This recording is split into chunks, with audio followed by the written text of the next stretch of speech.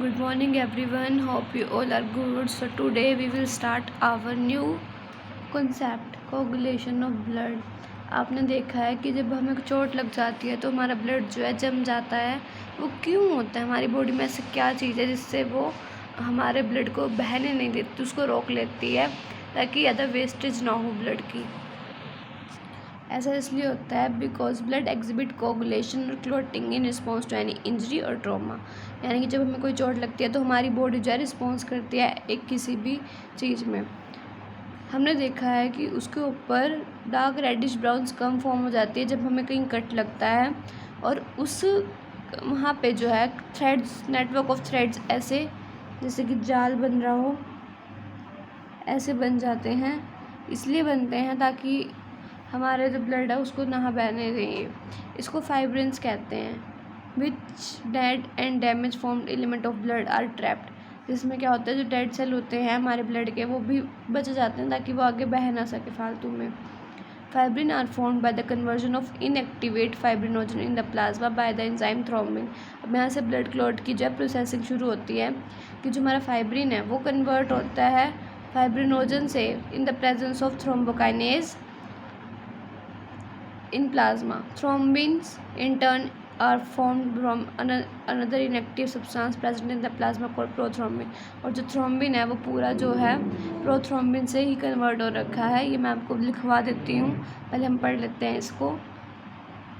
और जब हमें कोई इंजरी और ट्रॉमा होता है ब्लड प्लेटलेट्स रिलीज होती हैं। ऐसा मैकेनिज्म रिलीज़ करती है जो क्या करता है, उसको क्लॉट बना देता है। और कैल्शियम आयन इसमें बहुत इंपॉर्टेंट रोल प्ले करता है। पूछ सकते हैं कौन सा आयन जो है ब्लड कोगुलेशन में हेल्प करता है।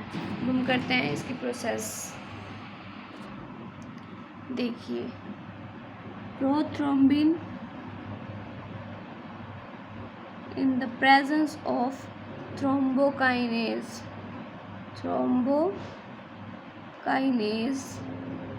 break down into thrombin, and then fibrinogen in the presence of thrombin convert into fibrin, and when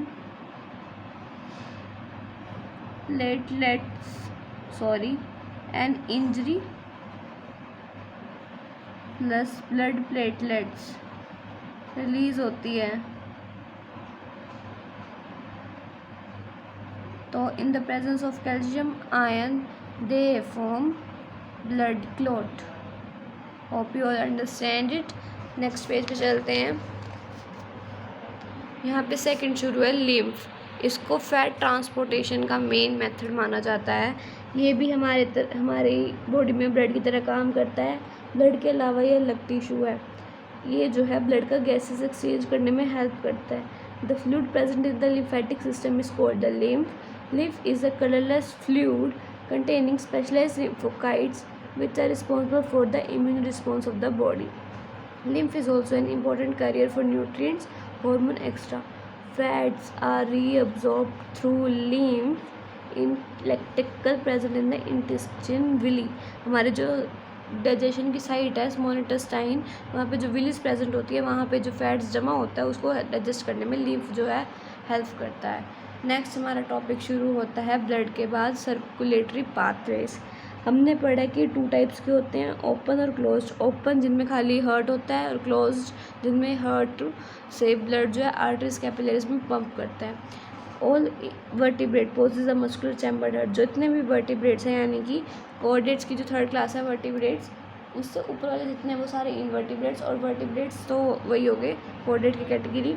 fishes have a 2 chambered heart with an आर्टियम एंड और ventricle. Amphibian and the reptile have 3 chambered heart with 2 artery and single ventricular. Except crocodile because it has 4 chambered heart. अब इनमें जो blood की mixing है वो एक साथ हो जाती है। इनमें ऑक्सीजनेटेड, डीऑक्सीजनेटेड सब ब्लड आपस में मिक्स हो जाता है। बट हमारी बॉडी में ऐसा नहीं होता। वो क्यों नहीं होता, हम आगे पढ़ते हैं।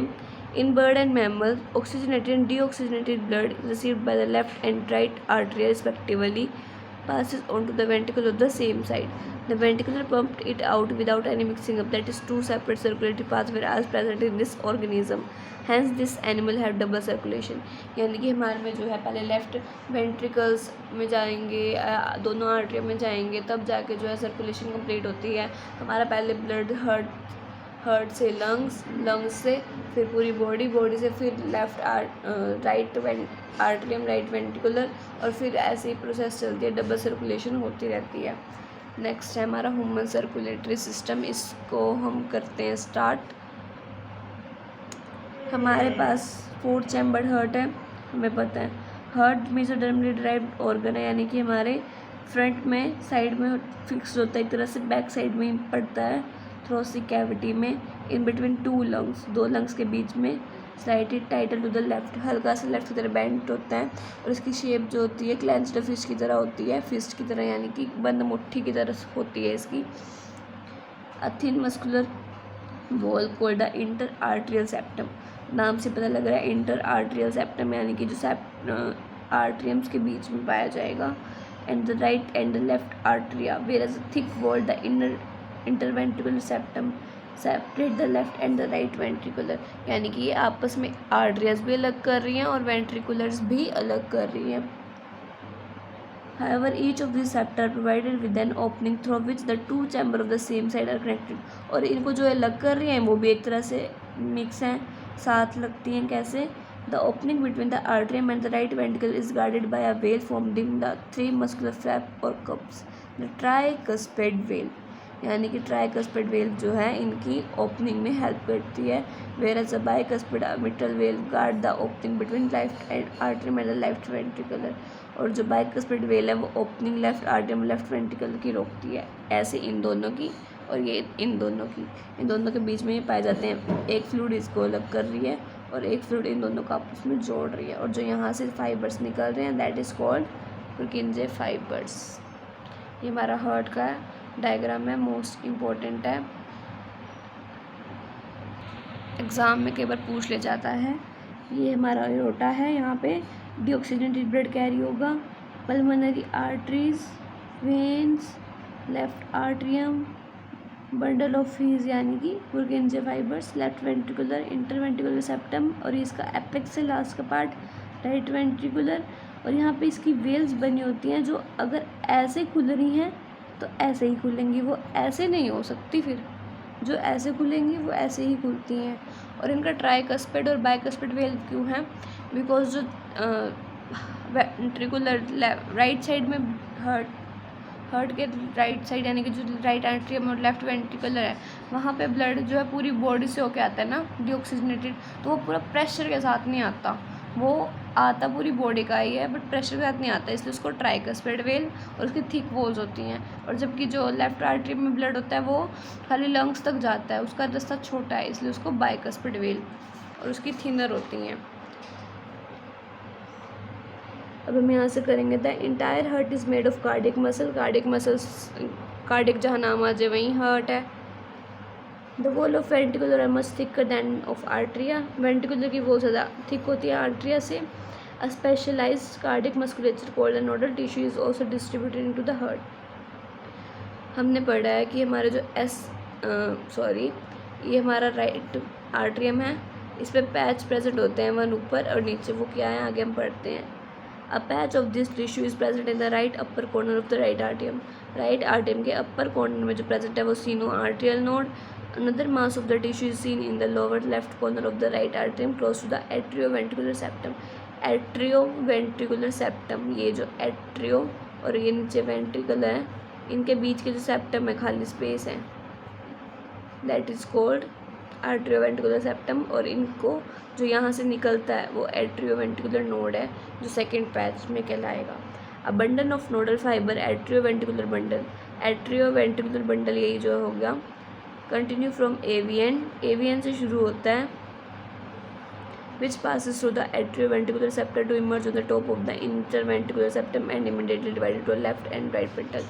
ऊपर से नीचे आते हुए लेफ्ट से राइट में बढ़ जाते हैं This branch give rise to minute fiber throughout the ventricular musculature of the respective side and are called Purkinje fiber. दोनों ही साइड से अलग अलग निकलते हैं और ये नाम देते हैं Purkinje fibers को, छोटे छोटे जो फाइबर्स बनाते हैं ये उसको। हमारे पास नोडल मस्कुलेचर है, हमारे हार्ट के पास एबिलिटी है टू जनरेट एक्शन पोटेंशियल, खुद एक्शन जनरेट करता है विदाउट एनी एक्सटर्नल स्टिमुलाई, कोई बाहर की चीज़ की ज़रूरत नहीं पड़ती। That is it is auto excitable. हाँ, पूछा जाएगा कि हमारे हार्ट कैसा फंक्शन करता है, ऑटो एक्साइटेबल होता है, हमें इसको कम करने के लिए आदेश नहीं देना पड़ता, खुद कर लेता है। However, the number of action potential that could be generated in a minute vary at different part of the nodal system. The SAN can generate। अब हमारे जो दो पैच हैं वो अलग अलग काम करते हैं, तो उनके जो काम करने की स्पीड है कह सकते हैं कि 1 मिनट में कोई आधा करता है तो कोई कम करता है, तो वो यही बता रखा है। The SAN can generate the maximum number of action potential that is 70 to 75 minute per minute and is responsible for initiating and maintaining the rhythmic contractile activity of the heart। हमने पढ़ा है कि हमारे हार्ट की sounds होती हैं, तो हमारे हार्ट का जो पी से लेके टी वेव तक का डीपोलराइजेशन है उसको कौन कंट्रोल करता है, SAN जनरेट करता है, AVN उसको कैरी करता है, आगे फाइबर्स में आपस में डिवाइड होता है। ये 70 से 75 मिनट होता है 1 मिनट में। It is called the pacemaker, इसलिए हमारे हार्ट को पेस मेकर कहते हैं क्योंकि अपना काम खुद करता है। Our heart normally beat 70 to 70 time in a minute, average 72 beats per minute. हमारा दिल एक बार में 70 से 75 बार धड़कता है, तो आप सोच सकते हैं एक दिन में कितनी बार धड़कता होगा। यही आपका क्वेश्चन है भी हमारा 1 डे में कितनी बार हार्ट बीट करता है। Okay, that's all for today. अब बाकी हम जो कार्डियक साइकिल है, इलेक्ट्रोकार्डियोग्राफ है, ये हम नेक्स्ट लेक्चर में पढ़ेंगे। That's all for today, thank you.